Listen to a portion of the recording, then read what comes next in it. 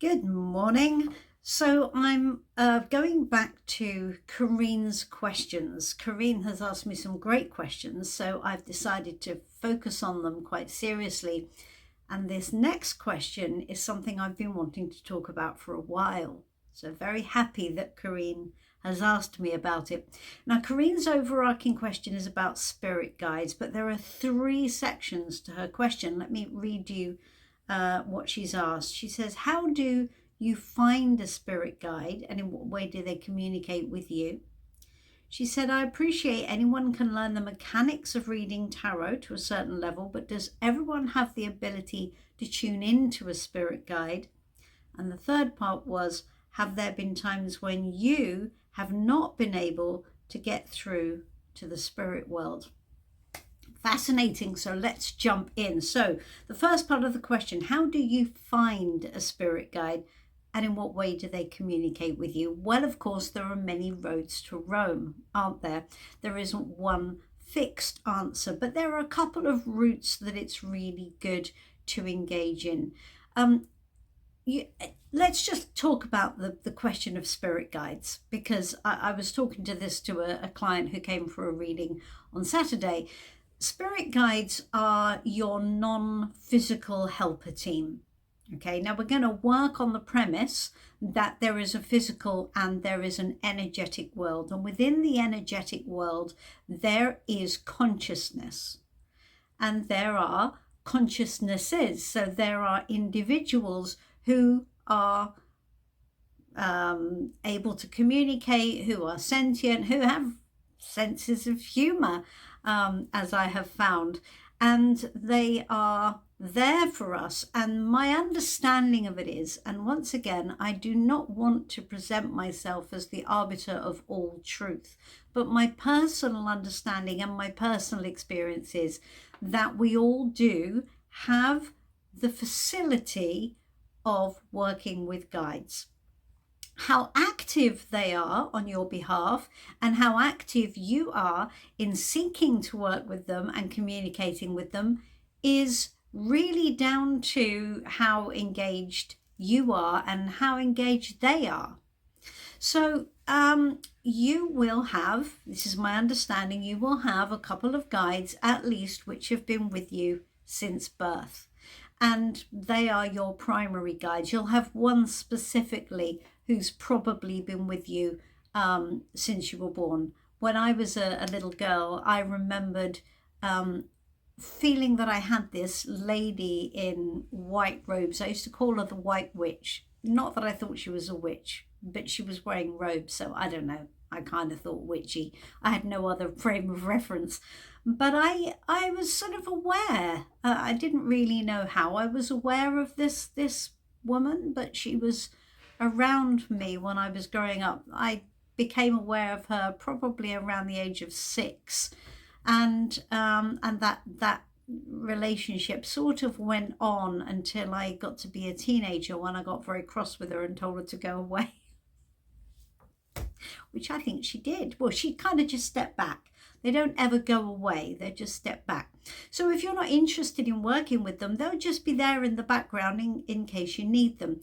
Now, the other aspect of this is that your team of guides will change throughout your life. You don't need the same guides when you're a child and a teenager and in your early 20s, and then when you're married maybe, or you're an adult anyway, living in an adult world, and then when you get older. So your guides will morph and change depending on your needs and what you ask for.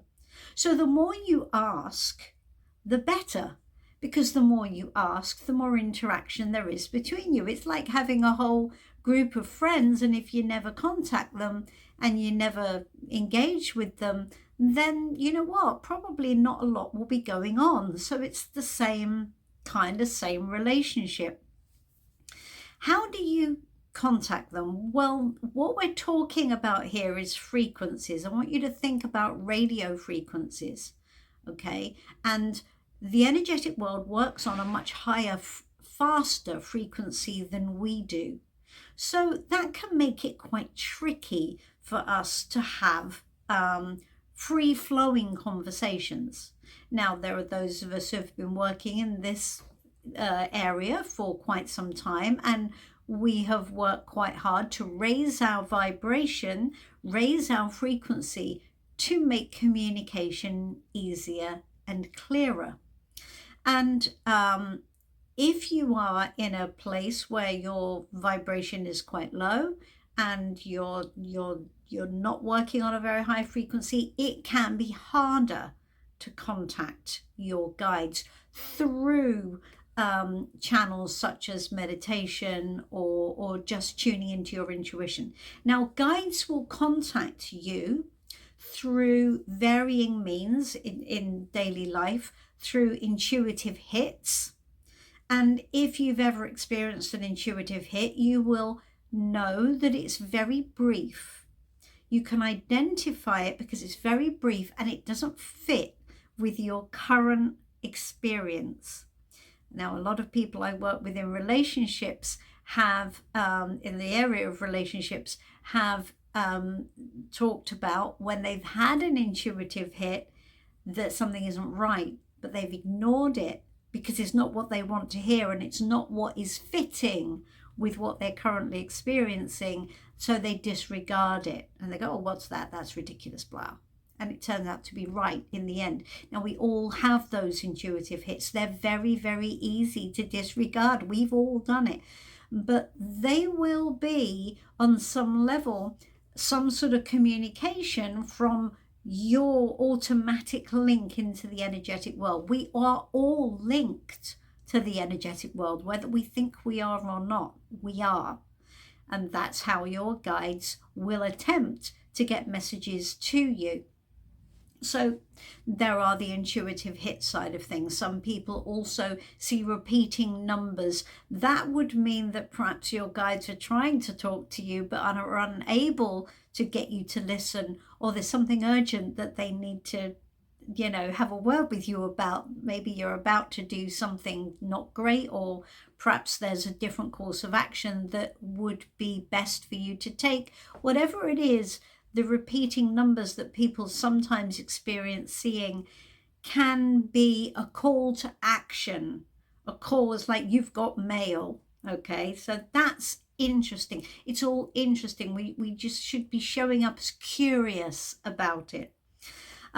So obviously meditation is a good way to raise your vibration, to clear the airways. So it's like if you're trying to listen to somebody talking and you've got the TV on loud and you've got the radio on loud and you've got music playing in the background, it's very hard to hear somebody sitting next to you talking to you. So meditation helps to get silence into the mix, and it creates a space in which it's much easier to hear these faint messages, because they are faint. If you can imagine trying to tune into a radio station, it was a bit like in the old days, people used to tune into, what was it? There was a radio station that was in the middle of the Atlantic or something, Radio Luxembourg, that's it. And the signal would fade in and out, and they'd be sitting in bed tuning the radio in, going, oh, you can just about hear it through the crackle. It's not unlike that. It's hard to get onto the wavelength to actually hear what messages are being given to us. Now, let's come back to the idea of tarot, because what makes tarot so great is that it's a quick way in. And we can talk to our guides through tarot. If we can speak the language of tarot, we can use it as a radio. We can use it as a mechanism to have a conversation with our guides. So that's actually awesome. So that's how we talk to them. So you don't need to find them. They're already there. You just need to engage with them and have the desire to engage with them and have the desire to work with them more. Once you do, it starts to get very interesting. What else have we got here? Yes, have I ever had times when I have not been able to get through to the spirit world? Yes, absolutely. Absolutely. I have been through it 100%.